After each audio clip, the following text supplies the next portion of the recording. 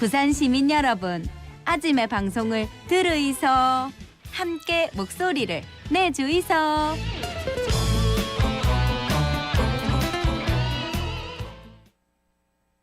우리나라의 대표적인 국제 항만 부산항은 컨테이너 물동량의 약 80%를 처리하고 있습니다.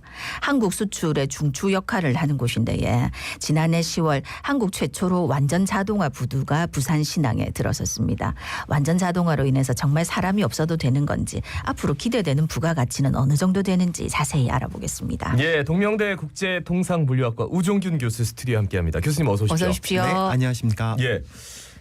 지난해 10월이죠. 부산시당 서컨테이너 부두 2의 5단계가 준공이 됐습니다. 이게 국내 첫 완전 자동화 항만이라고 들었습니다. 부산시당 서컨테이너 부두 2의 5단계 규모가 그러면 어느 정도나 되는 겁니까? 네, 부산신항 서컨테이너 부두 2-5단계는 22,000 TU급 선박, 초대형 선박이 3척이 동시에 접원할 수 있는 규모입니다. 그래서 암벽 규모는 1,050m고요. 터미널 규모는 약 253만 평입니다. 굉장히 크죠. 예. 예, 부산신항 서컨테이너 부두 2-5단계는 향후 약 200만 TU 정도를 처리할 걸로 예상이 되는데요. 예. 이는 부산항의 연간 처리 물동량 작년에 약 10%에 해당됩니다. 그렇기 때문에 이제 부산항이 10%의 물동량을 더 늘릴 수 있는 기반이 마련됐다라고 이제 말씀드릴 수 있겠습니다. 그럼 이제 부산신항 서컨테이너 부두 2-5단계는 자동화됐다는데 완전까지 붙었는데 뭐가 다 진짜 다 자동화됐다는 겁니까? 그렇습니다. 완전 자동화 터미널입니다. 이제 완전 자동화는 선박에서 컨테이너를 하역하고 선적하는 선석 부분, 그리고 화물을 보관하는 컨테이너 야드, 여기로 이송하는 이송 영역, 그리고 화물을 보관하고 반출하고 준비하는 야드 영역, 그리고 화물의 반출 반입을 담당하는 게이트, 이 전 구역을 사람의 개입 없이 로봇처럼 움직이는 거대한 시스템입니다. 그래서 만일에 이제 우리 부산 시민께서 터미널을 방문하시면 터미널이 거대한 로봇처럼 이렇게 막 움직이는 이런 모습을 보실 수 있을 것 같습니다. 네. 사람이 아예 없는 거예요? 사람이 없습니다. 오. 그 완전 자동화 항만이 뭐 준공됐다. 이거 뭐 어떤 의미가 있을까요? 네, 우선 부산항이 네덜란드, 독일, 중국, 일본, 미국에 이어서 세계 6번째로 완전 자동화 터미널을 운영하는 항만이 되었다라는 점입니다.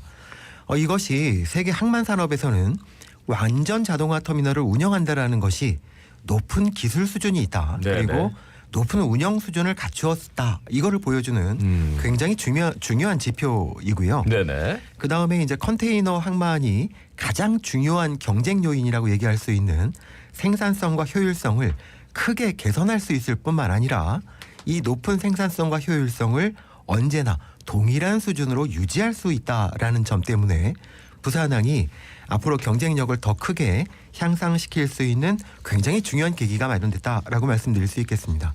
또 한 가지는 이번에 완전 자동화 터미널을 개발을 하면서 거기에 투입되는 장비와 운영 체계를 우리 기술로 개발을 하고 이것을 공급했다라는 점도 굉장히 중요한 점이다라고 평가가 됩니다. 예, 완전 자동화 돼가지고 경쟁력이 높아졌다는 건 알겠는데, 그럼 여기서 일해야 되는 사람들은 어떻게 해야 되지 걱정이 되는 것도 사실입니다. 그런데 이 완전 자동화 항만에서 좀 눈에 띄는 장비가 무인 운반 차량 요건데 요거에 대한 설명도 좀 부탁드리겠습니다. 예, 무인 운반 차량 즉 AGV는 선박에서 선적 하역하는 요 선석과 화물을 보관하는 컨테이너 야드 사이에서 화물을 이송해주는 장비입니다. 예. 그간 이제 부산 신항의 터미널들은 반자동 터미널 시스템으로 운영이 되어 왔는데요. 예. 이 반자동이 됐던 분야가 바로 선석과 야드를 연결하는 이 부분이었습니다. 여기는 이제 사람이 직접 들어가서 검사하고 운송하는 시스템이었는데요. 그만큼 이제 이 기술 개발이 어려운 기술이기도 하고 네네. 또 이제 항만 노무 공급권을 가지고 있는 항운 노조의 인력이 투입되고 있는 분야이기 때문에 이 부분을 자동화하는 것이 이렇게 쉽지는 않았던 상황이었습니다. 그러니까 그 전에는 어디까지가 자동화가 됐던 거예요? 그러니까 이제 배에서 내리는 것도 자동화되어 있던 거예요? 아닙니다. 그거는 예. 반자동이었습니다. 그러니까 사람이 그 오락실에서 예. 네. 이렇게 움직이는 것처럼 위에서 예. 올라가지고 우리 저 직접 올라가지는 않는데 조정을 했다. 조정해서 네. 예. 건물 안에서 조작하는 시스템이었고요. 네. 이번에 완전 자동화 터미널은 이 자체가 로봇가 돼서 네. 사람 없이 하역하고 선적하는 오. 이런 시스템입니다. 아유, 야, 신기하네. 근데 이게 그게 이제 스마트 부두라고 하는데 이거 뭘 의미하는 걸까요? 예. 아까 말씀드린 것처럼 예. 이제 컨테이너부터 2-5단계는 사람이 없는 로봇과 같은 시스템으로 운영이 되지 않습니까? 예. 그런데 이제 스마트 부두라고 하는 것은 이것보다 한 단계 이제 더 높은 수준의 터미널을 얘기를 합니다. 그래서 일단 그 여러 가지 장비를 사용해서 항만 자체가 완전 자동화 시스템으로 움직이는 것은 물론이고 네. 그래서 시스템을 더 고도화시키는 것은 물론이고 이 안에서 발생되는 통관이라든가 또 화물을 처리하는 것 그리고 화물을 운송하려면 이제 여러 가지 물류 회사와 이제 뭐 트럭들과 연결시켜야 되지 않습니까? 이런 것들을 전체로 통괄해서 스스로 움직이는 항만입니다. 그러니까 예를 들면 카페가 요새 이제 로봇이 운영하는 카페가 있죠. 네. 네. 이건 이제 주문하면 커피를 만들어주는 것이 이제 완전 자동화 터미널이고요. 여기서 새로운 커피도 개발하고 마케팅도 하고 사람과의 터치도 하는 이런 사람과 같은 모습으로 변해 있는 것이 스마트 항만. 그 뭐 AI 기술이 들어가 있는 거예요 지금? 예, 당연히 AI 기술이 들어가 있고요. AI가 전체를 총괄하고 움직이면서 상황에 따라 대처하게 됩니다. 네. 정말 신기한데 그렇게 스마트 부두가 돼가지고 좀 더 안전해졌다 또 이런 얘기가 있던데. 예, 그렇습니다. 이제 완전 자동화 터미널이니까 사람이 일단 투입되지가 않습니다. 그러니까 이제 사고를 미연에 방지를 하는 것이죠. 예, 예. 항만이 대형 화물과 대형 장비가 움직이기 네. 때문에 사고가 발생이 되면 대형 사고일 네, 네. 가능성이 큽니다. 예, 예. 지난 10년 동안 우리나라 이제 항만 재해 현황을 살펴보면 부산이 물동량이 제일 많고 배도 굉장히 많이 들어오기 때문에 항상 사고율이 굉장히 높았습니다.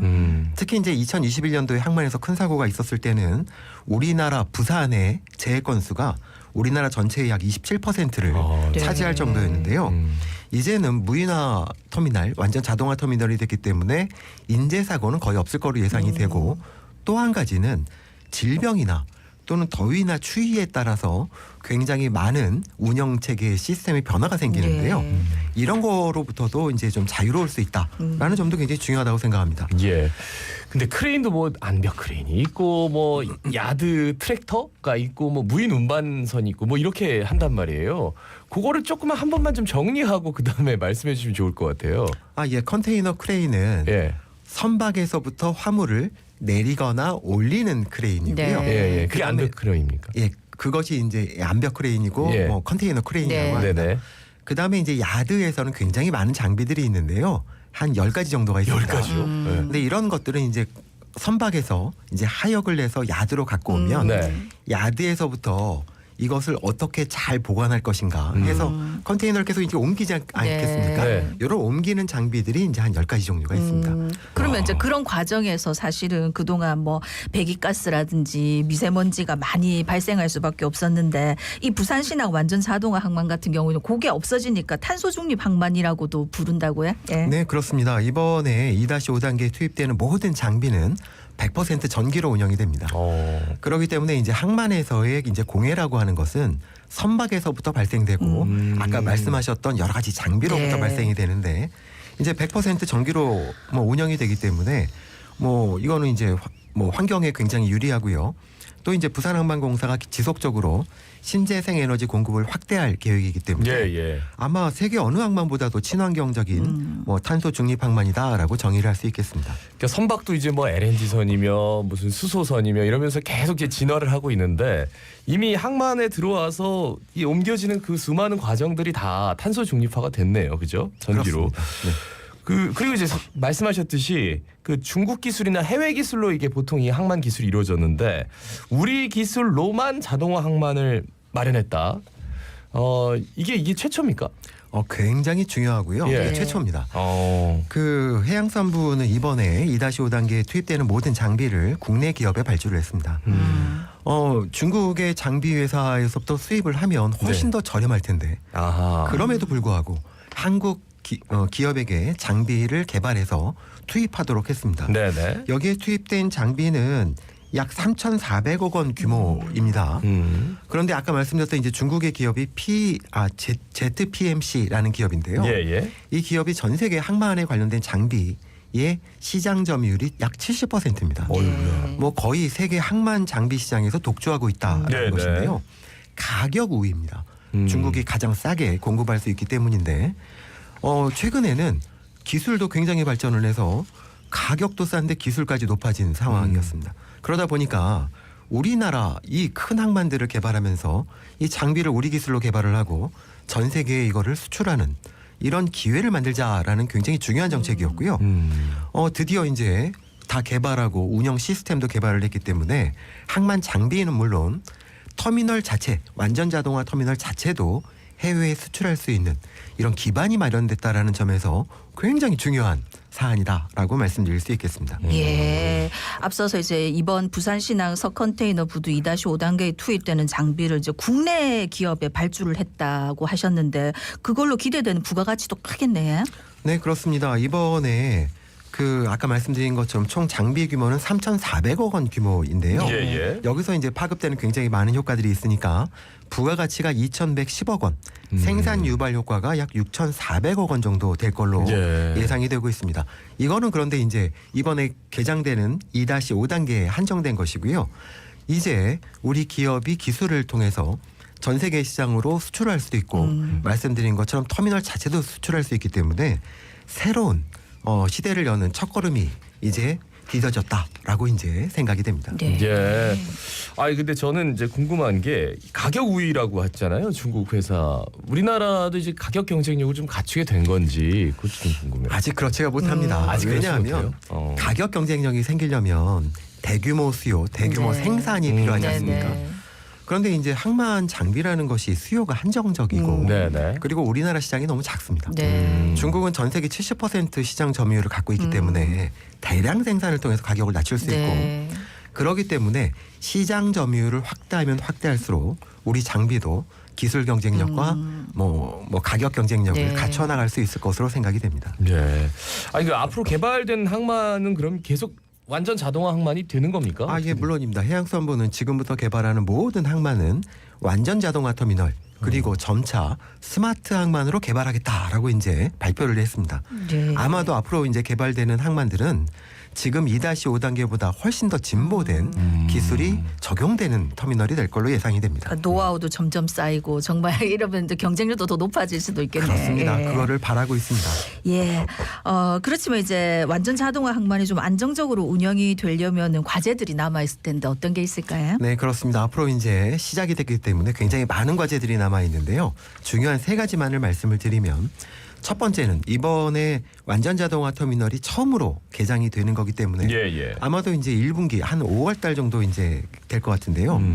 지속적으로 운영 테스트를 하면서 안전, 보안, 생산성 등에 관련돼서 어떤 발생할지 모르는 문제점을 빨리 발견하고 완벽한 운영 체계를 갖추는 것이 중요합니다. 그러니까 완전히 테스트 베드가 되는 거네요, 이게. 그렇습니다. 그렇죠? 지금까지 이제 반자동이었기 때문에 네네. 네. 두 번째는 향후 이제 스마트 항만을 개발할 수 있는 기술 개발이나 인력을 육성하는 것 그리고 물류 기업들이 이것을 사용할 수 있는 어떤 노하우를 갖추는 것 그래서 교육과 훈련 이런 것들이 강화되어야 될 거라고 생각이 되고요. 예. 마지막은 아까도 이제 우리 자갈치 아주머니께서 이제 뭐 좀 걱정을 하셨는데 네, 그죠. 네, 이거 걱정이지. 항만에서 이제 일자리를 잃는 분들이 많이 생기기 때문에 이분들을 어떻게 뭐 인도를 할 것인가 그리고 새로운 산업에 어떻게 또 진출할 수 있게 할 것인가라는 것들이 이제 숙제로 남아 있습니다. 예.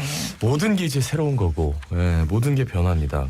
근데 거기에서 또 이 손해를 보는 분들, 불이익을 당하는 분들 좀 없었으면 좋겠어요.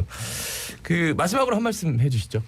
네, 그렇습니다. 이제 부산 신항 2-5단계가 새로 개발돼서 예. 이제 더 물동량을 더 증가시킬 수 있는 기반이 마련됐지만 네. 사실 전 세계적인 경제 물류 환경은 그렇게 녹록하지가 않습니다. 네. 지금 뭐 전 세계적으로 이슈가 되고 있는 수에즈 운하가 지금 큰 위험에 빠져 있고 네. 또 이제 아메리카 대륙을 관통하는 파나마 운하도 이게 지금 가뭄 때문에 선박들 네. 통행이 굉장히 어렵습니다. 그리고 중국 대만 해협도 지금 잠재적인 리스크가 굉장히 크고요. 네. 전 세계적으로 물류가 들어가는 이 길목마다 전부 다 리스크가 잠재해 있습니다. 굉장히 어려운 상황이고요. 이런 어려운 상황 속에서 우리 부산항은 준비를 해놨기 때문에 네. 준비된 자가 성공을 할 수 있는 거 아니겠습니까? 네. 어려운 상황을 극복하고 또 부산항이 새로운 기록을 써내려가기를 다시 한번 소망해 봅니다. 예, 저도 소망해 봅니다. 말씀 잘 들었습니다. 고맙습니다. 고맙습니다. 감사합니다. 예, 동명대 국제통상물류학과 우종균 교수와 함께 말씀 나눴습니다. 예, 자갈 찾으면 18,325회 박성원이었습니다. 아나운서 김동현이었습니다. 오늘도 힘찬 하루 보내십시오. 고맙습니다.